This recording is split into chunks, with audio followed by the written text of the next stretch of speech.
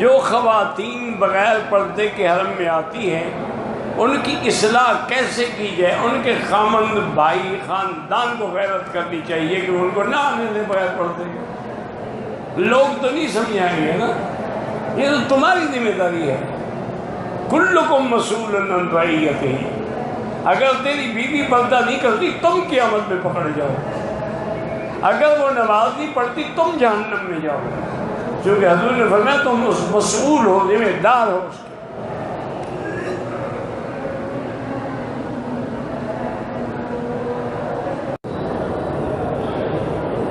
اسلام میں پردہ ان رشتہ داروں سے کرنا فرض ہے جن سے آپ کا نکاح ہو سکتا ہے، جن سے نکاح نہیں ہو سکتا پردہ بھی نہیں ہے، جیسے باپ ہے، بھائی ہے، بیٹا ہے، سسر ہے، چونکہ ان سے نکاح نہیں ہو سکتا۔ اب چچے داد ہے، خالہ داد ہے، پھوپھی داد ہے، نکاح ہو سکتا ہے، وہ تمہارا محرم نہیں ہے، پردہ ضروری ہے۔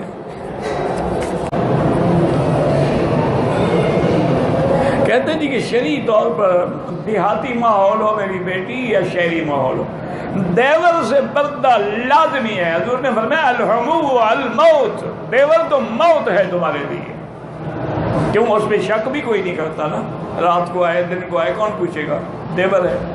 موت کا کیا معنی کہ زنا ہوگا تو سزا رجم ملے گی، تو موت ہوگی، اس سے بچنا تو ہر حال میں ضروری ہے۔ دیہاتی ماحول ہے آپ نہیں بچ سکتی ہے، اب یہ اللہ کی مرضی ہے، شریعت میں پردہ ہے۔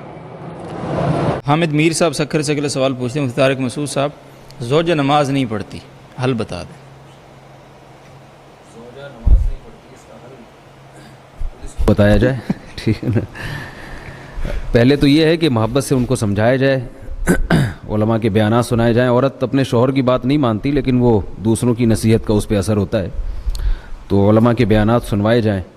اصل مسئلہ تو یہ ہے جو فقہاء نے بیان کیا ہے وہ یہ کہ اگر عورت نماز نہیں پڑھتی تو مرد اس پہ سختی کر سکتا ہے، لیکن اس میں ایک شرط ہے کہ اس سختی کا نقصان کے بجائے فائدہ ہو۔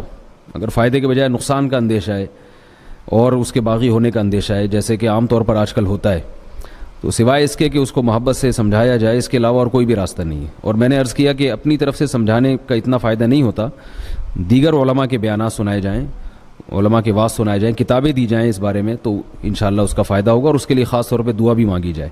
عبداللہ ابن مسعود رضی اللہ تعالیٰ عنہ کا قول ہے کہ کسی عورت کا مہر میرے ذمے رہے یہ زیادہ بہتر ہے کہ میں کسی بے نمازی عورت سے نکاح کروں میں۔ تو خواتین کو بتایا جائے کہ اسلام میں جو ہے نا سب سے اہم حکم نماز ہے۔ بعض ائمہ کے نزدیک تو نماز چھوڑنے سے دار اسلام سے انسان خارج ہو جاتا ہے، تو اس لیے بہت زیادہ اس کی تاکید ہے۔ پھر یہ بیماری بچوں میں بھی ٹرانسفر ہوتی ہے، اگر ماں نماز نہیں پڑھے گی تو بیٹیاں بھی نماز نہیں پڑھیں گی، تو یہ انجام سے اس کو ڈرایا جائے، ساری باتیں بتائی جائے، تو اللہ تعالیٰ کی رحمت سے امید ہے کہ انشاءاللہ فائدہ ہوگا۔